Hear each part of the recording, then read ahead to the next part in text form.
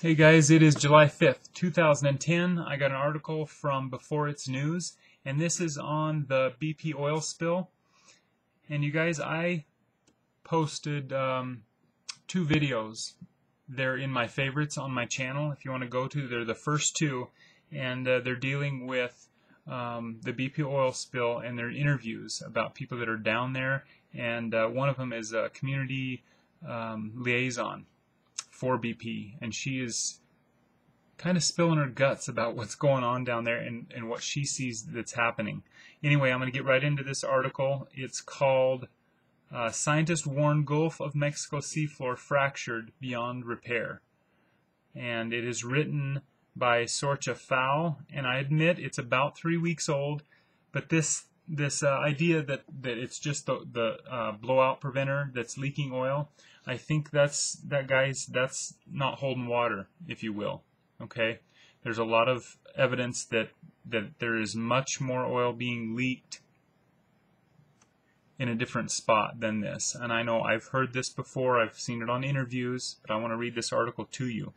A dire report circulating in the Kremlin today that was prepared for Prime Minister Putin, okay, by Antonelli, and that's all I'm going to say about his name. I'll slaughter the rest of it if I do. Of Russian's Shirshov Institute of Oceanology warns that the Gulf of Mexico seafloor has been fractured beyond all repair, in quotes, and our world should begin preparing for an ecological disaster beyond comprehension, in quotes, unless extraordinary measures are undertaken to stop the massive flow of oil into our planet's 11th largest body of water. Okay, most important to note about his reporting is a warning that he and his fellow scientists from the Russian Academy of Sciences are the only human beings to have actually been to the Gulf of Mexico oil leak site after being called to the disaster scene by British oil giant BP shortly after the April 22nd sinking of the Deepwater Horizon oil platform. Okay, that's very interesting to me, that they're the only ones that were actually permitted to go right back there to the scene. Excuse me. BP's calling on Antonelli's after this catastrophe being is due to his being the holder of the world record of the deepest freshwater dive and his expertise with Russians' too deep submergence vehicles. Okay, so BP called this group of people because of their experience with deep water situations. According to his report, the oil leaking in the Gulf of Mexico is not just coming from a 22-inch well bore site being shown on American television, okay, but from at least 18 other sites on the fractured seafloor, with the largest being about 7 miles away from where the Deepwater Horizon sank, and is spewing into these precious waters at an estimated 2 million gallons a day. And guys, I hope that's wrong. Interesting to note, in this report, he's stating that he and other Russian scientists were required by the United States to sign documents forbidding them to report their findings to either the American public or media, in which they had to do in order to legally operate in U.S. territorial waters. Okay, so there's another document that's being signed to keep quiet. Okay, the hands that survived the rig. Okay, and I've seen interviews with one of them saying that they held him for 20-some hours and made him sign things saying that he would not report what he saw, and I think that's kind of fishy.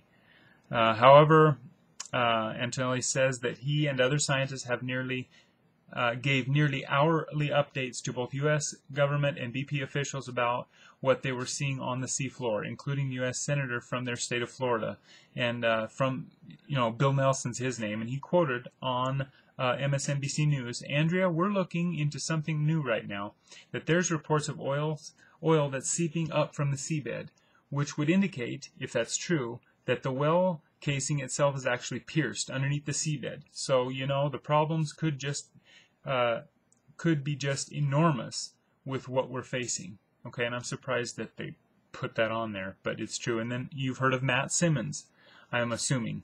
Though not directly stated in Antonelli's report, Russian scientists' findings on the true state of the Gulf of Mexico oil disaster are beyond doubt being leaked to his longtime friend and former U.S. President George W. Bush's top energy advisor, Matt Simmons, okay, whose U.S. media reports state has openly said, quote, Matthew Simmons is sticking by his story that there's another giant leak in the Gulf of Mexico blowing massive amounts of oil into the Gulf of Mexico. On CNBC's Fast Money, he says he'd be surprised if BP lasted this summer, saying that this disaster is entirely BP's fault. Okay? As a prominent oil industry insider and one of the world's leading experts on peak oil, Simmons further warns that the U.S. has only two options. Let the well run dry, which takes about 30 years, they're estimating, and probably ruining the Atlantic Ocean, or nuking the well.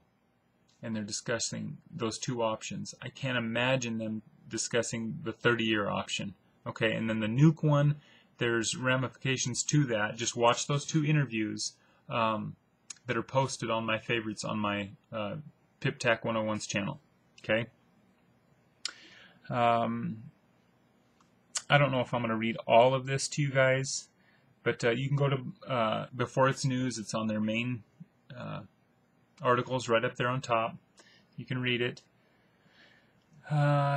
Let's see here. I'll read the last paragraph of this and I'll let you guys go. Western governments and their intelligence services actively campaign against the information found in these reports so as not to alarm their citizens about the many catastrophic earth changes and events to come.